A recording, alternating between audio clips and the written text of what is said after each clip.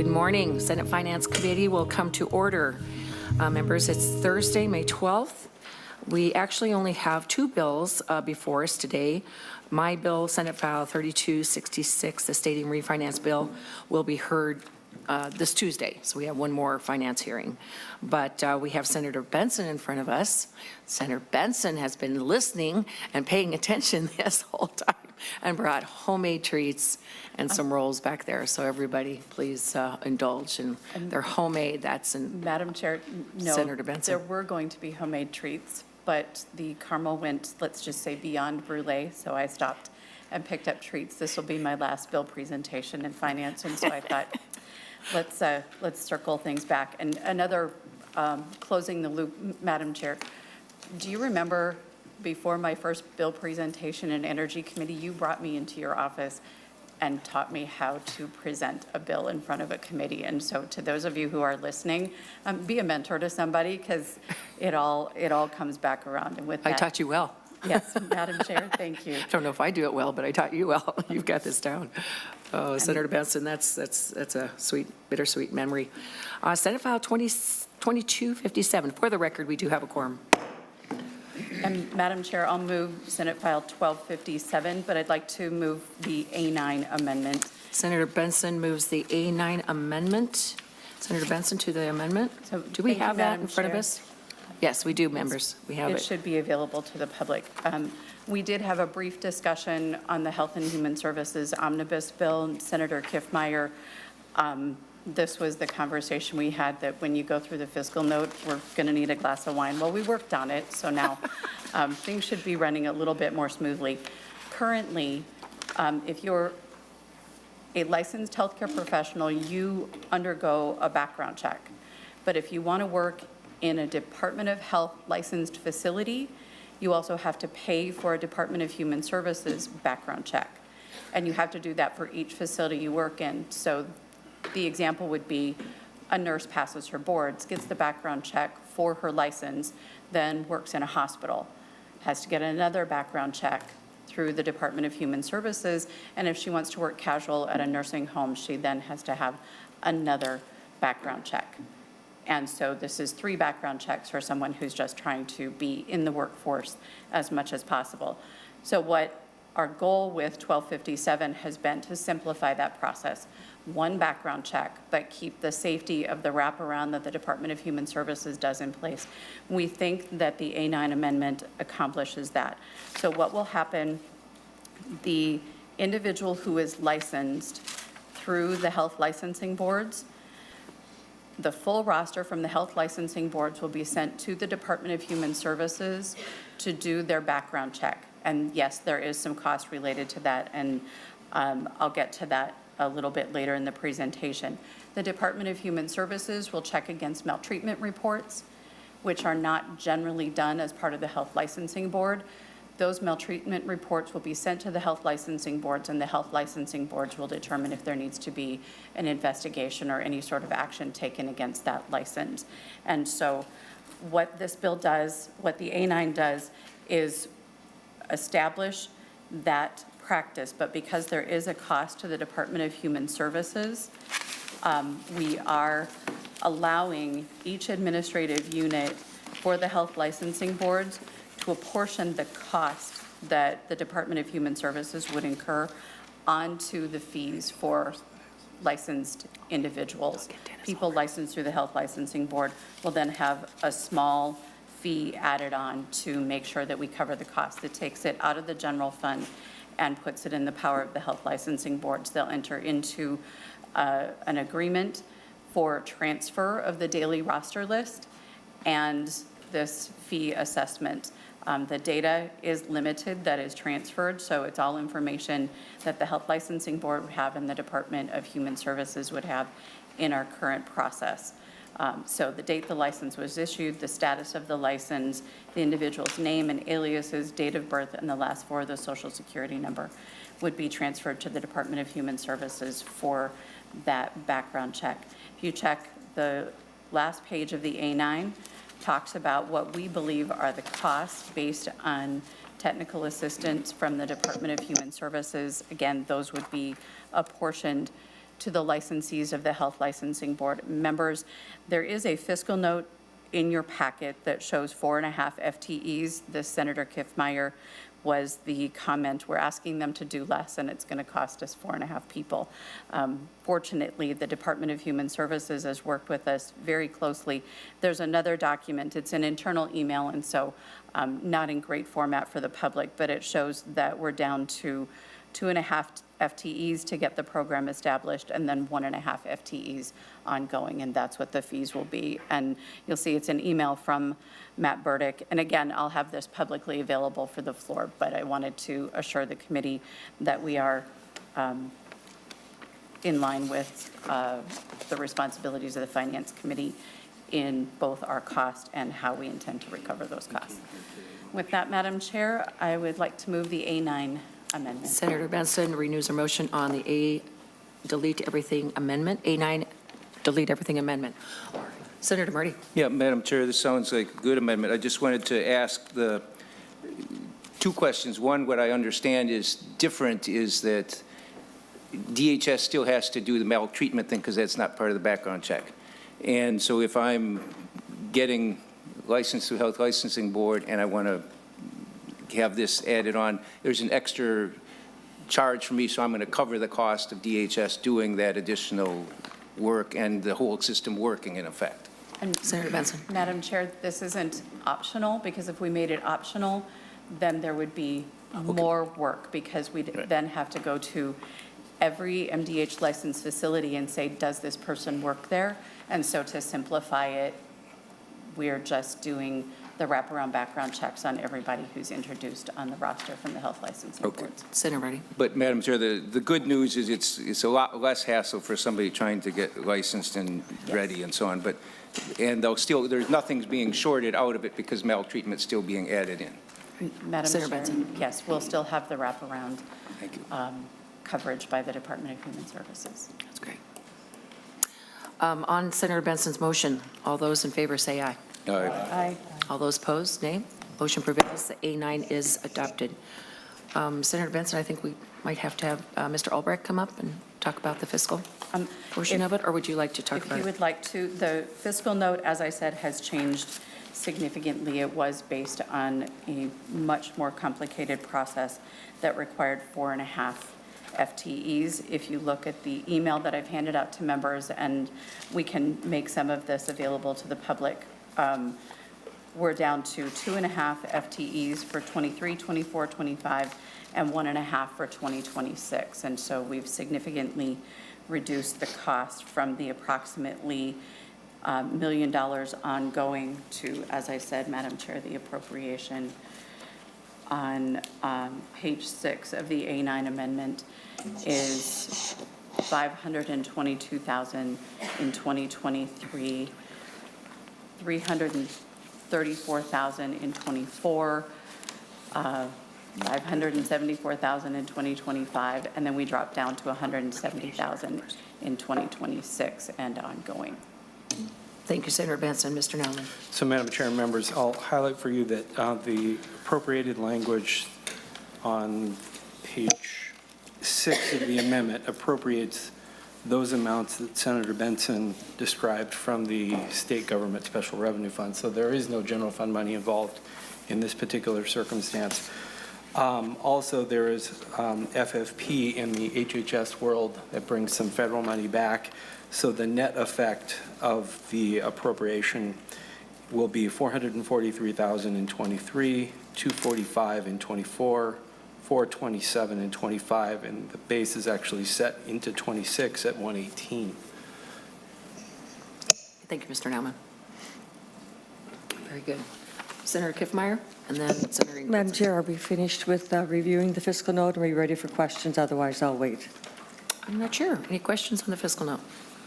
All good? Well, Madam Chair, somewhat about that, I guess. Okay, Senator Just Ingrid. a simple question. So, Senator, if I could, this is actually going to streamline as well as cost less for those that want to be licensed, because they're not going to have to repeatedly get this. Senator Benson. Madam Chair and Senator Ingebretson, yes, we tried to make it as streamlined as possible but it does reduce the cost for the individual who would want to work in multiple MDH licensed facilities. Senator Ingebrigtsen? No, that's fine. I'm just checking to see if there was additional fees, but there isn't. Okay, thank you. No. Senator Kivmeyer? Thank you, Madam Chair. I think the greatest thing with this is the savings and the hassle for employees. That's a really good part about this. I mean, that was the intention of all this. I think what was surprising is that it cost money to do that. And so as I read through the fiscal note, I was trying to figure out what will the FTEs be doing that is different from how they do it now? Or is it adding something? Sure. Senator Benson? Madam Chair and Senator Kiffmeyer, what happens now, so you get your license at the Health Licensing Board, and then you go to the Department of Human Services and you pay another background fee. Well, you're not paying that other background fee, but people are still going to have to do some work. And so we needed to find a way for those people to be compensated for that work. And in the end, if you look at the fiscal note, originally it was 4.5 people. And it was a very complex process because the Department of Human Services were going to undertake further investigations. But the health licensing boards already have responsibility for these reports. And so we'll put it back on the health licensing board so that the Department of Human Services doesn't need those extra people. And so if you look, Senator Kiffmeyer, I handed out a copy of an internal email that does go through the FTEs for background checks, the vendor contract for net study, a or small investment, and then as you back out the FFP, and you'll see by 2026, we're down to 1.5 full-time equivalents to make this process work.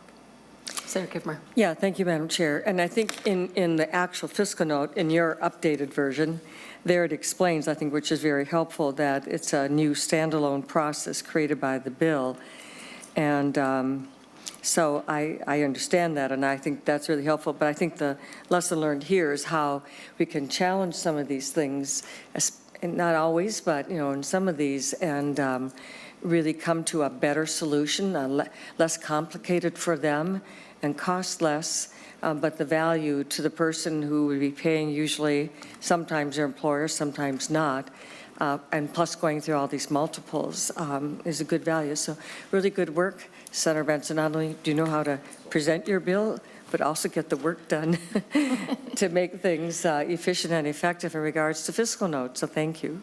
Thank you. And Madam Chair, Senator Benson. I have to tell you, Matt Burdick at the Department of Human Services, the Hospital Association, and North Memorial have all really been working on this, because as we face an incredible backlog of fingerprint background checks, getting these people out of that backlog should help us to catch up so that people who aren't licensed health professionals can get their fingerprint background checks.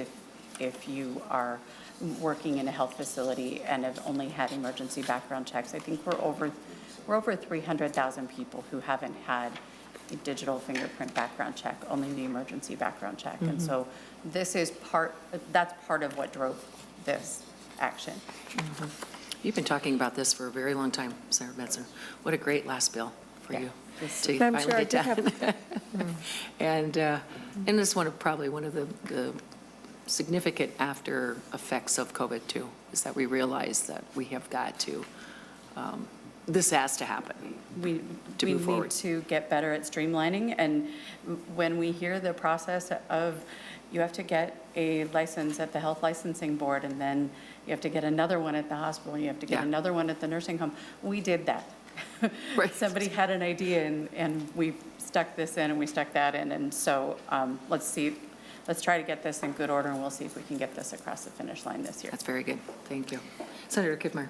Yeah, I didn't connect the dots as the fact that this would help to reduce the backlog. I mean, that's an extra win. It's worth doing on its own. One quick question I had for you, though, on the top of page, and it may be somewhere else, on the top of page 5, the original language sends a notice to an individual who is the subject of the background study. That's not necessary anymore, right? Senator Benson? No, Madam Chair, because they have already requested a license and a background check as part Right, of so, that good. request. I just wanted to be sure. Thank you. Very good. Great, Dirk. Okay. I see no further questions. Madam Comments? Chair? Closing Thank you. comments, Senator Benson. Madam Chair, I think we've covered everything. We're going to be as streamlined as we can. We're going to learn good lessons from COVID. And with that, I move that Senate File 1257 as amended be recommended to pass and placed on general orders. On that motion, all those in favor, please say aye. Aye. All those opposed, nay. Motion prevails. Senate File 1257 is placed on general orders. Thank you, Madam Thank you Chair. very much, Senator Benson. Bittersweet. Senator Ruud.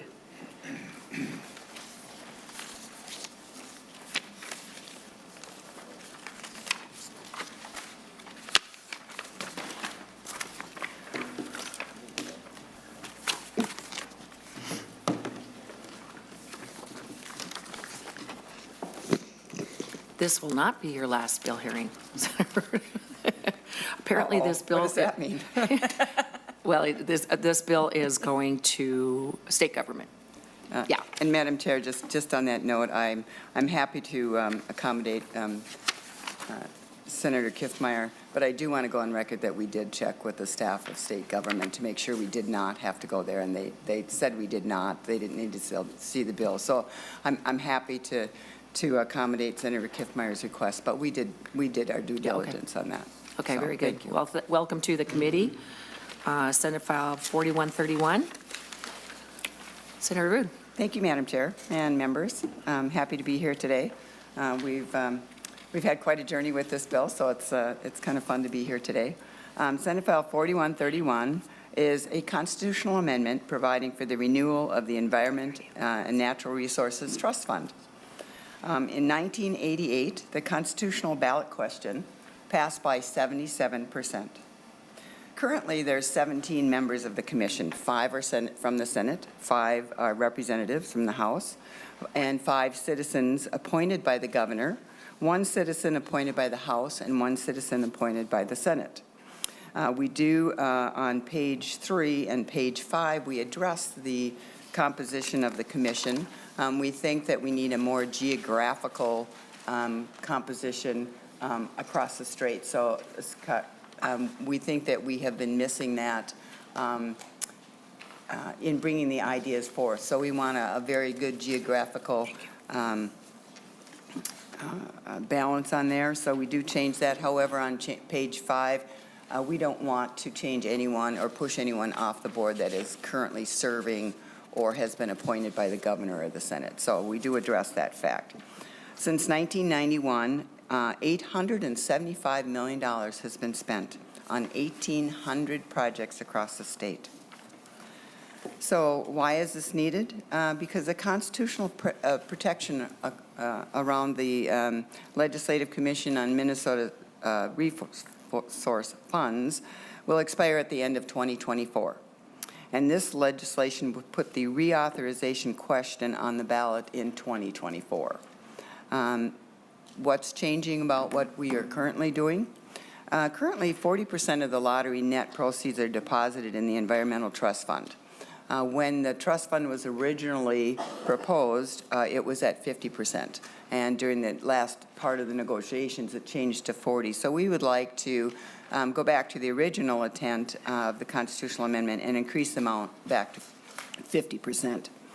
How much would this change cost? Well, going from 40 to 50% in the fund would reduce the general fund by about $12 million.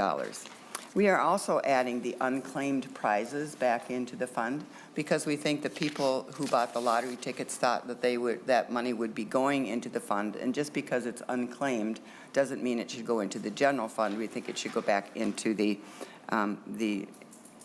environmental fund.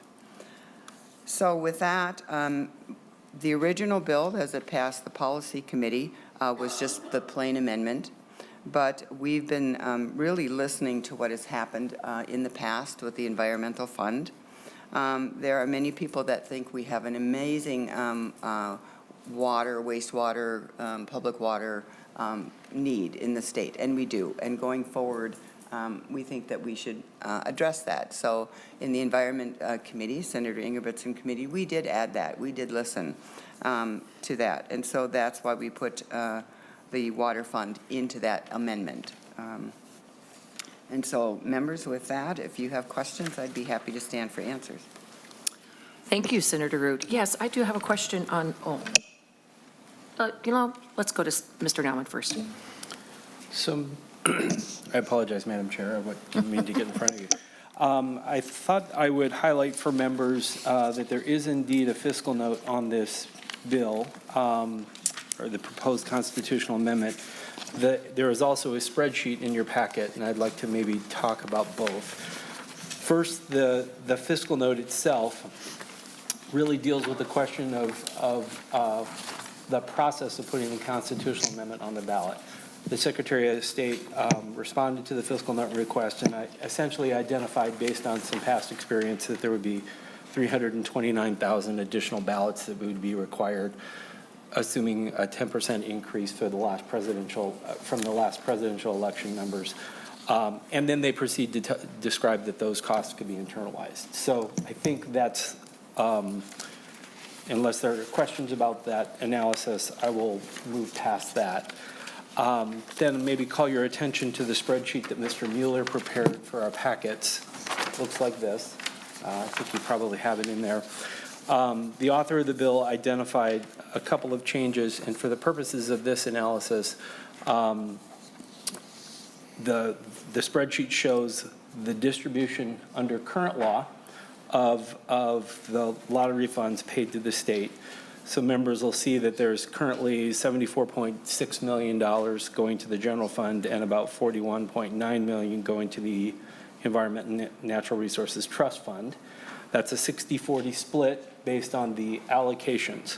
The unclaimed prizes is a separate calculation, and as the author identified, the bill proposes to move the unclaimed prizes to the trust fund and change the allocation split from a 60-40 general fund trust fund to a 50-50 split environment and natural resources, and then a new water improvement fund. It's important for me to also mention that the analysis assumes a full year of distribution so that members can see that there is a full year. The reality, of course, if it were approved by the voters, there would be only 6 months in fiscal year 25 of effect. So it's basically half that amount. But we thought it would be useful for members to see the full fiscal effect. So the full effect wouldn't really be experienced on the new distribution until fiscal 26. Thank you, Mr. Nauman. Are there any questions? I do have a question for either you, Mr. Nauman, or Senator Ruud. That $10 million, that's just been accumulating over all these years. Is that right, Senator Ruud? And it's just been sitting there and never been utilized, or is that something that you always grab every year? Madam Chair, that the unclaimed prizes every year goes into the general fund. And so the 10 million would be a shift from the general fund to this fund. But that typically, the unclaimed prizes is going right into the general fund. So is that something that goes into the general fund every year, or is that? Every year, Madam Chair. Every year, so it's around 10 million. Yeah. Wow, that's a lot of. Madam Mr. Chair, Nauman. Madam Chair, members, on page 4, you can see the operative language of the engrossment. You can see that the director on line 4.15 shall transfer all unclaimed prize money at the end of each fiscal year. And then, of course, the language assumes that it would change from the general fund to the Environment and Natural Resources Trust Fund. And while we're talking about this provision of law, the effective date of this particular section is only made effective if the voters approve. So it would not be effective, that change would not occur if the voters did not approve. But it's just going to sit in the, it's not going to be used by the Water Improvement Fund. It's going to just sit there. Madam Chair, under the language proposed in the bill, it would not, the unclaimed prizes would not credit to the water fund, but would instead credit to the Environment and Natural Resources Trust Fund, which will be available for appropriation at a future date. Very good. Okay. Senator Marty. Madam Chair, I had an A8 amendment when you're ready, but. Okay. Senator Marty moves the A8 amendment. Do we have that, Senator Marty? Don't know. No? Okay, they can distribute it. While they do, I'll explain it.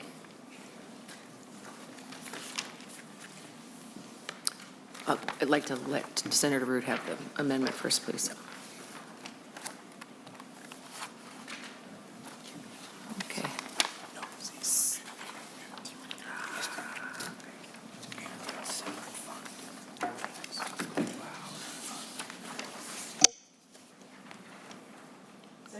And thank you, Madam Chair. This would be continuing, if you look at the spreadsheet that Mr. Naumann just went through, it would be using the same things with the numbers, except instead of the water improvement fund, it would be creating a new housing fund. In other words, about the 53 million in the spreadsheet there would be going to a new proposed housing fund. This language came from the House, and I really appreciate it for a couple of things. One is that I'm a strong supporter of the Environmental Trust Fund. I think it's worked well. I agree with Senator Ruud that the original 50% is what we should be going to. This also would transfer the unclaimed prize funding to that fund. But for the other half of it, again, this came out of the Environment Committee the other day with the Water Improvement Fund, which is a good purpose. There's a lot of federal money coming in for that right now. There is a lot of other issues with that. And to me, a constitutional dedication for one part of it, if we were to do that, needs some more work to specify as well that, first of all, how the allocation is done for those projects. Second of all, to make sure that things like lead piping be replaced as part of that. That's not, I think it could be, but I don't think it's entirely clear from the language, but is an alternative looking at a housing fund, because I think we have, across the state, we have a crisis in housing. We have an absolute crisis for everything from rental property to home ownership and everything else.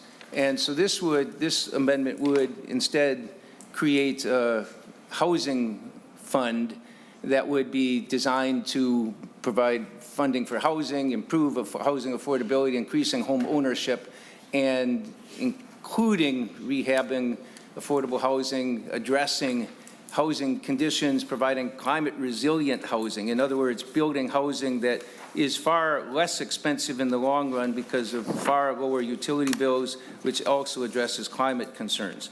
To me, Representative Hollins in the House, who offered this, pointed out very nicely about how this is, we are talking about our global house, our environmental house, and our own housing needs, which are in many cases very inadequate. And I think this is something that would be available across the state to people. I think it's a logical way to go. I think it makes a lot of sense. And I know this is a new proposal here today, just as the other proposal came up suddenly in the Environment Committee.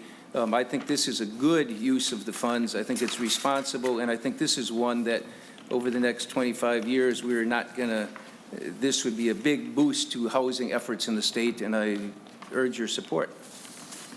Thank you, Senator Marty, too. I do want to point out on the amendment, the 8.8 amendment on page 1, line 28, this would be in this general election. Oh, yes, I'm Yes, sorry. This yeah. was proposing to do it in this year's general election, not 2 years later. And I think that it's, I mean, obviously, for the Environmental Trust Fund portion, that's still constitutionally dedicated for 2 years, and putting it on the ballot 2 years from now would mean that presumably we don't lose the constitutional protection. We still have the statutory appropriation of funds, but I think it's wiser to deal with it earlier rather than later, and I'd encourage it to happen now, because in either case, I mean, the other 50%, I think the housing crisis is now, not something that's happening later. And again, this tracks very well the language in the current Ruud bill, because as we all know, the Environmental Trust Fund one, we're not spending the corpus of the fund. The money that goes from the lottery goes in the Environmental Trust Fund, and as it's been built up, we dedicate that 5% of it to LCCMR projects. The other fund, both in Senator Ruud's bill and in my proposed amendment, would be going to the fund. You'd be spending the amount each year, which is again the $53 million a year. And so that's what it would do. And the other thing I would like to say, the one other difference I'll point out, because Senator Ruud pointed it out in her bill, and that is that the LCCMR, she's changing the makeup, and I want geographic diversity too, but I also am concerned that we are artificially limiting the fact that well over half of the state's population is in the metro area, and we're going to give only 40% of the members. I don't mind guaranteeing at least no more than 3 or something, but the state's population, it should be roughly proportional to the population of the state, not artificially disenfranchising a lot of people in the metro area. And I think that's a matter of simple fairness. And again, I very much agree that we should have a geographic balance, but I think right now, I think the fairness is to make sure that the geographic balance is not weighted against any area of the state. And I think that we have no count in here right now, and I just think that statutorily making sure that it's biased against one portion of the state is not a good thing to do. So I wanted to point that out. That's a smaller thing, but I did have a concern about the way the existing bill is drafted on that, and this language does not do that. Thank you, Senator Marty. Senator Ruud. Thank you, Madam Chair, and Senator Marty. Well, this is a lot to chew on in a short period of time, and we've been working on this bill for a very long time. And one of the things we've decided when we decided on the year 2024 is that we need to educate the voters in this state of Minnesota about a constitutional amendment. That's a big thing, to change your constitution and to vote for something to put into your constitution. And that is why we picked 2024. We think it's going to take some time to educate the voters in the state of Minnesota on whether they want to do this or not. Do they want to renew this? Do they think that we've done a good enough job spending the money in the past that they want to renew this? And so I think doing it in this year with the time period would be very short to really do a good job in educating the voters in the state of Minnesota on this bill. As far as the housing piece, you know, I've been a real estate broker for over 30 years, and I do realize that we have issues in housing, both in the metro area and in greater Minnesota. We do struggle, all of our communities, with affordable housing, workforce housing, but this is an environment bill, and environment and natural resources, and I don't think that the housing piece really fits within the parameters of what we are asking the voters to do. So I would not support this amendment at this time. Thank you, Senator Ruud. Senator Benson. Thank you, Madam Chair. And I guess to the Marty amendment, clean water is a public good. It is then broadly available to the entire community, and it is an investment that the citizens of Minnesota have made regularly. And we are facing some challenges with our public works when it comes to clean potable water for our communities. And so I think Senator Ruud's approach of dividing that fund and making sure that clean water is available in our communities for our citizens is within the scope of our government. Providing housing for Minnesotans right now is something we do to be supportive and to reduce homelessness as a priority, but it is not a core function of government to provide someone a home. We have taken the position in Minnesota that we fill gaps, but this essentially puts housing into our Constitution. And frankly, Senator Marty, you're prioritizing it over clean water, which is essential to the function of humanity. Yes, housing is important to those individuals, but clean water is a broad public good, broadly accepted as essential to a functioning community, that there be clean water. Can you imagine what happens? Well, Flint, Michigan, what happens to a city when your water is not safe? It's beyond a housing crisis. It is complete economic collapse, danger to the health of your population. And so strong argument can be made for Senator Ruud's position that clean public water is a core function of government. I don't know that broadly providing housing is a core function of government under what Minnesotans understand as to be the function of their government. Thank you, Senator Benson.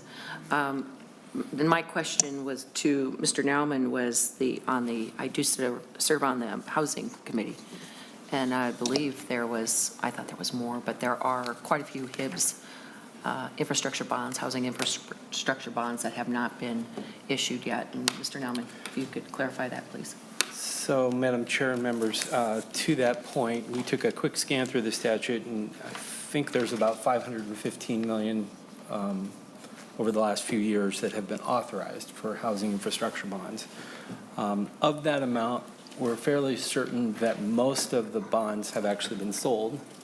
Doesn't necessarily mean they've all been spent and used for their intended purpose yet. But we think that that there's about the most recent authorization, which is about $100 million, has been sent out for bidding but hasn't yet been sold. And Chair Durkheim just said that an updated number was 140 million. It has not been, yeah, so we're about right on that That may one. be more current than what we have, Madam Chair. That's correct. Senator Ingebrigtsen. I'm sorry, Madam Chair, 140 million for what? Of the housing infrastructure bonds that have not been issued, that are just sitting there ready to be. So We have resources. So the point is, we've been addressing the housing issue. Madam Chair, thank you, and I absolutely stand in opposition to this amendment. Senator Ruud has worked tirelessly on this, along with interested parties. And, you know, I wasn't around during the constitutional amendment being passed. I guess I was during the 2008 for the legacy amendment. But it was very clear to the folks that it was for the environment. And that's one thing Minnesotans have done. I mean, I didn't vote for it myself in the ballot box, but the majority of the Minnesotans did. And they did that for a reason. They care about their environment. And should this amendment pass, this will be probably one of the best things that's happened in a long time for the interests of clean water.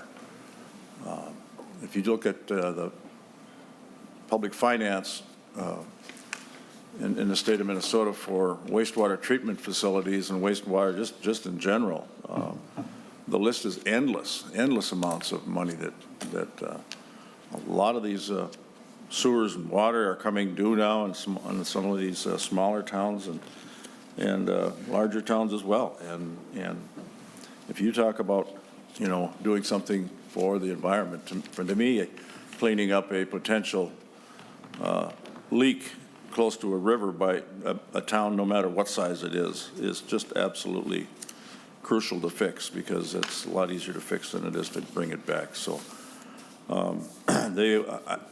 putting this on the ballot with housing, I don't think anybody would ever even consider it, frankly. And I think, again, we've been addressing it in different bills for housing, and I think that's being taken care of. But this is an environment bill, and again, I don't doubt one second that the folks will vote to reinstate this for another 25 years. I hope they do, because this is a wonderful way, tremendous way to pay for clean water. And again, I stand in total opposition to this. Thank you, Senator Ingebrigtsen. Senator Marty? Thank you, Madam Chair. And I've been listening to all the concerns, and I would say, first of all, in terms of water is essential to life. I absolutely agree clean water is, and I wish our environment bill had done more to address water quality in terms of trying to prevent some of the damage that's being done to water quality across the state. I think that's essential. So is housing. And I don't think we can say that's not a core function of government to say that people need housing. Yes, you need clean water to survive. Yes, you need housing to survive. And I think that yes, there are sources of funding for housing, and yes, there are sources for water cleanup. And I'm disappointed in how little money, how little resources, how little effort was made in the environment bill to clean up the water. And putting more money into it here is not a bad idea, but neither is addressing housing. And to me, we've got a housing crisis. And I don't think, and the fact is that in terms of the environment, I mean, we have to retrofit our entire housing stock. We're still building housing and commercial buildings that are not addressing the heavy use of fossil fuels. We're doing very little about that, and putting some money in here that's explicitly tied to having clean, energy efficient and well-insulated housing stock is urgently needed. And for anyone who yes, I couldn't agree more with what I think Senator Benson was saying about clean water being essential to life, essential to health. Same thing with decent housing, clean, safe, environmentally sound housing. To me, they fit together very nicely. And in terms of educating the public, I think we have thousands of housing advocates who recognize what a crisis we have and that this would make a real difference. So I'll just leave it at that, but I'm happy to respond to more comments or questions. Thank you, Senator Marty. Senator Benson and then Senator Pratt.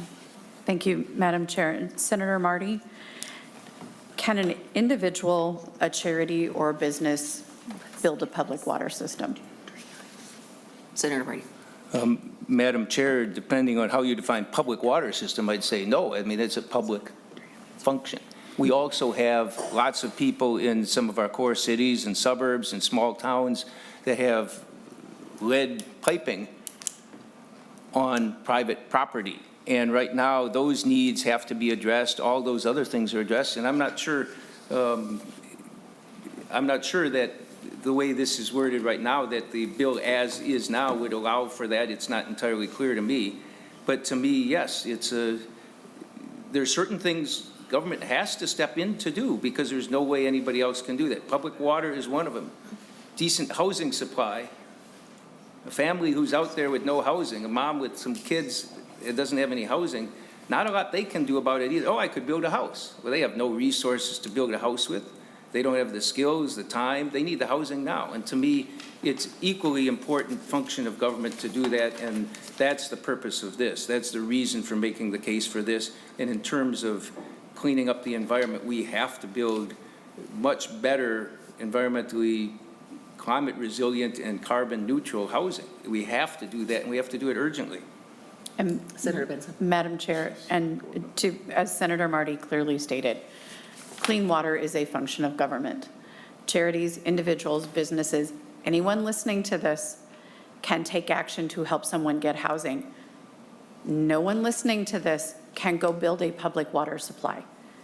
This is how we separate things that government should actively engage in versus things that individuals can act on, and sometimes we choose government support. So Senator Ruud has clearly brought forward language that says we are going to have a conversation in Minnesota about putting in the Constitution support for a public water system. That does not preclude any individual, company, charity from actively engaging in building someone a house or helping them afford a home. And so I'm going to oppose the Marty amendment and ask others do the same. Thank you, Senator Benson.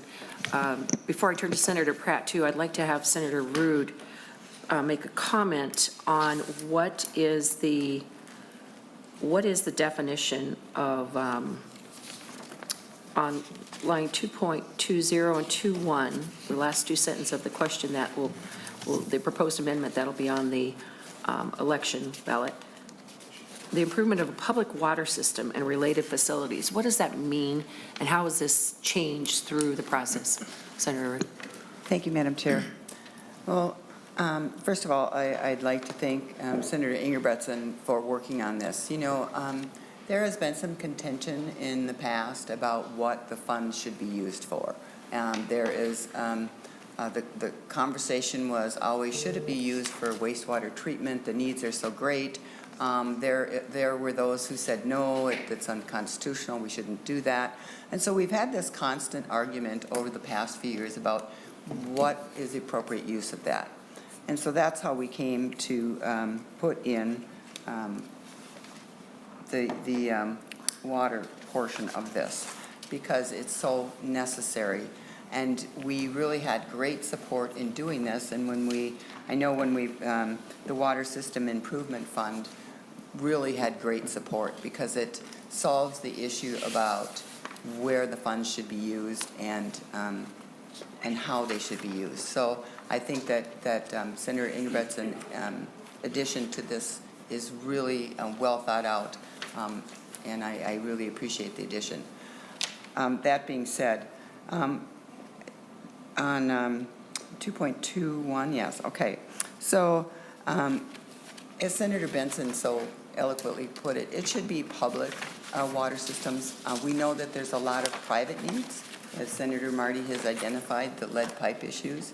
That goes from the infrastructure to the house, and that's a need that we need to address. But we think that the public tax dollars, this money, should go for public infrastructure. So that's why we put the public water systems in this portion of the bill. Now, we are happy to work with Senator Marty if we think we need to broaden that definition a little bit so that we can help other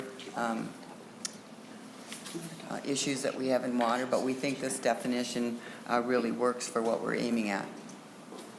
Thank you, Senator Ruud. Very good. Senator Brett. Well, thank you, Madam Chair, and I want to just speak in opposition to the A8 amendment as well.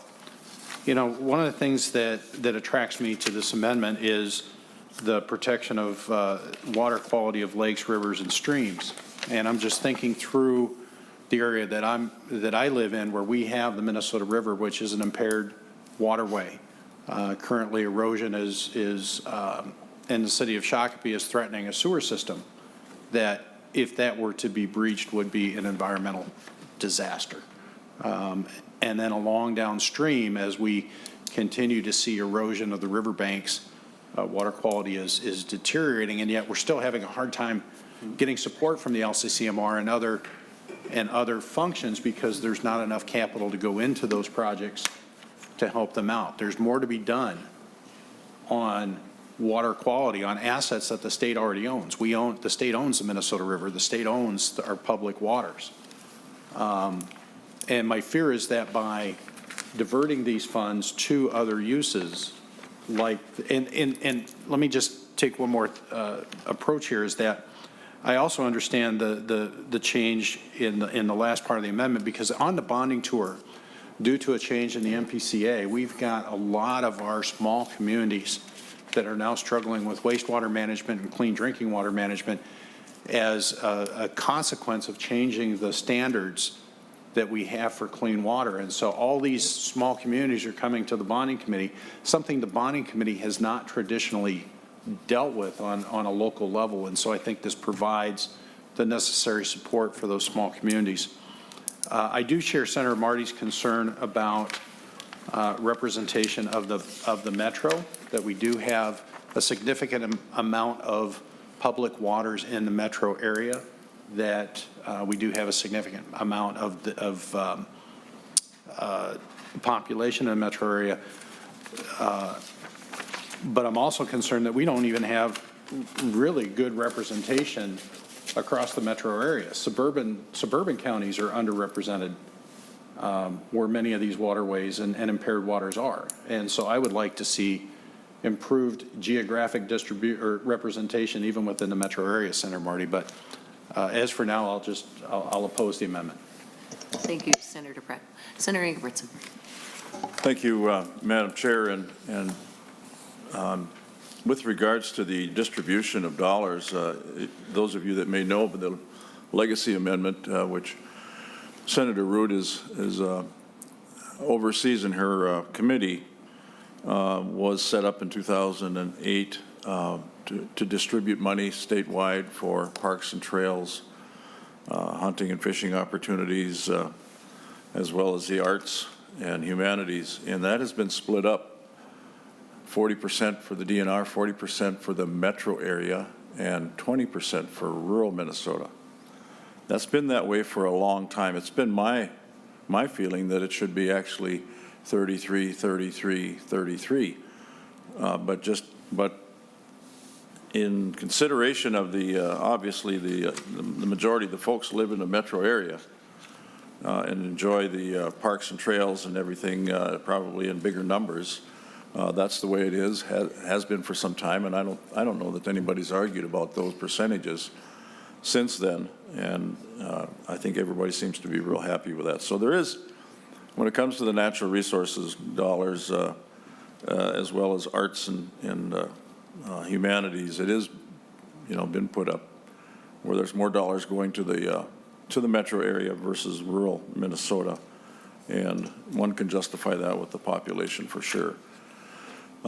So again, I just think this is a wonderful opportunity to continue the work of so many for so many years, and how much we've shortchanged basically cleaning up our wastewater treatment facilities, and in light of all the substances and stuff that are now being looked at, we're going to have to do a much better job to stay on top of that to have clean water for our citizens statewide. So again, I oppose this amendment. Thank you, Senator Preston. Senator Johnson. Thank you, Madam Chair. And Senator Marty, appreciate you bringing the amendment forward here. But one consideration that I have and real concern is on 4.9 through 11 on the back page there, which reads that when making recommendations, the council must give priority to projects, so priority to the projects that build or preserve housing that's affordable, that 30% or below medium income. One of the issues that we have in rural Minnesota is that if you get a job in my neck of the woods, DigiKey, Articat, Polaris, Marvin Windows, Matrax, any of these great companies up there, all of a sudden you're no longer qualify for any sort of affordable housing, which has been a real detriment to almost all the affordable housing programs that you see that may work down in the metropolitan area, but when you come into rural Minnesota, it really has a limiting impact on what we can develop in our neck of the woods. So what this program would ultimately end up doing is cities within Hennepin, Ramsey County and Duluth and Rochester would benefit. But again, rural Minnesota would be left out because these really would not be applicable to most of our population in trying to get those, these sorts of programs into our communities. So I would oppose this based on just the effect, the natural effect of what this program would be investing in. Thank you, Senator Johnson. Mr. Bodnar, is there a definition or a clarification on what climate resilient and sustainable housing? I know we can probably figure out sustainable housing, but climate resilient. Madam Chair, Mr. I Bodnar. don't see a definition in the legislation. Mr. Stanley might know anything like that, but I don't believe there is one in this amendment. Mr. Stanley, do you have a comment? Oh, that is on 3.12. Madam Chair, I'm sorry, are we talking about the amendment? Yes, we were on the Okay. 8.8 amendment. And And need to- 3.12. 3.12? Okay. Senator Marty made reference to it. I was just wondering if we had just a clarification on what that means, climate resilient. Madam Chair, members, Ben Stanley, Senate Council's office. There is no definition of that term that I'm aware of in this amendment. So, the term climate resilient is one of those terms that's sort of used in various contexts now, and I think if you wanted to define it in a certain way, you could, but I don't believe this language does do that. Okay. Thank you, Mr. Stanley. Senator Marty. Madam Chair, first on the climate resilient thing, last night storms and a lot of people finding out all of a sudden we're having much more intense storms and so on. I think the part of it is building housing that's able to deal with that and resist that.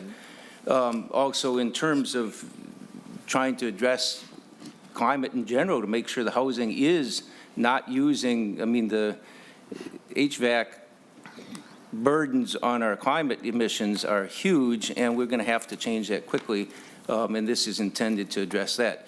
Very briefly, commenting on a couple other points that others have made, I strongly agree with what Senator Pratt said about erosion of riverbanks and so on. I want to suggest that there are two factors that we should be addressing, that one of which is the climate, because we're having more intense, more severe weather conditions which are causing much more erosion, as well as the fact that we haven't done a good job of stopping the runoff from ag land, which I think you all are aware of, and it's something we have to do. Otherwise, the erosion is going to continue.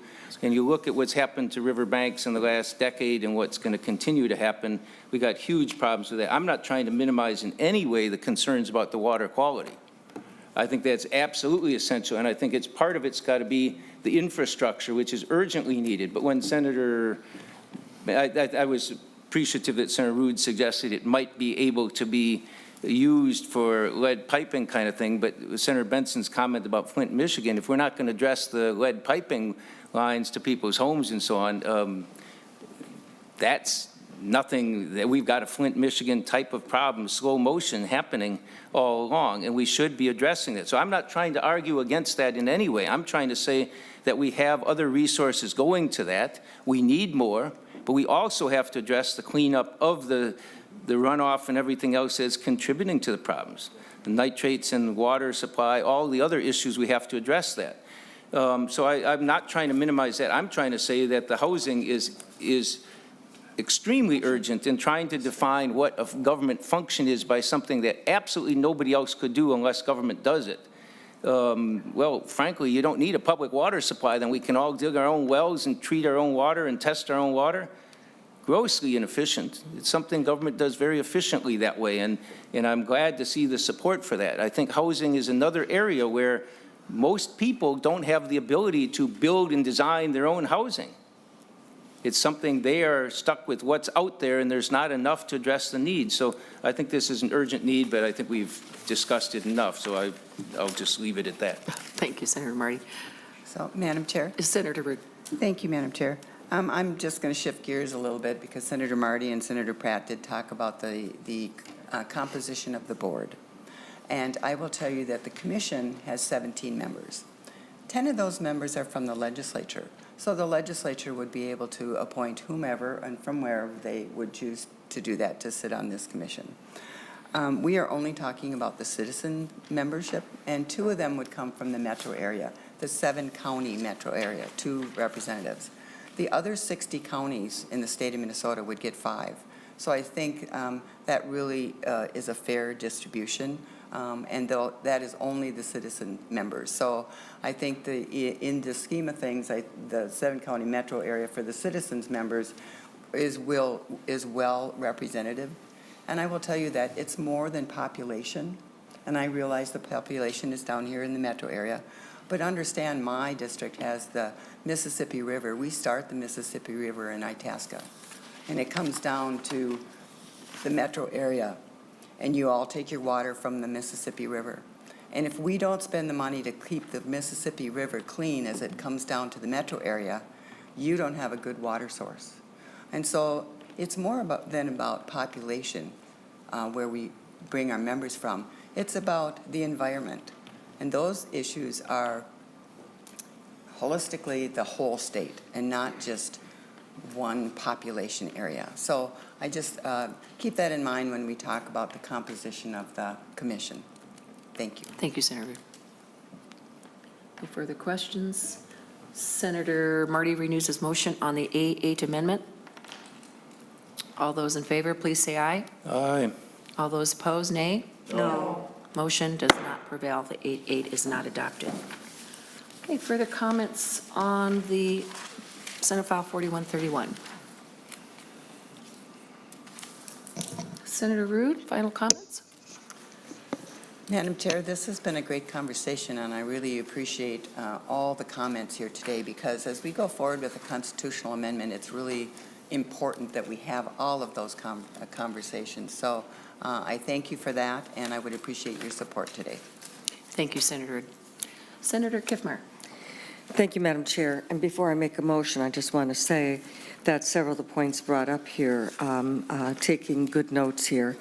And state government is the committee that deals with structures of councils and those kinds of things. And so I'm looking forward to hearing the bill. Madam Chair, with that, I will move Senate File 4131 be recommended to pass and to be referred to State Government Committee. On that motion, all those in favor, please say aye. Aye. All those opposed, nay. Motion prevails. Senate File 4131 is sent to state government. Thank you, Madam Chair. Thank you, Senator Ruud. So members, that is the conclusion for today. I think we may have a few more bills next week, early, but I know hopefully at least 2 more are coming that we know of. And please indulge in Senator Benson's treats. And with that, Senate Finance Committee is adjourned.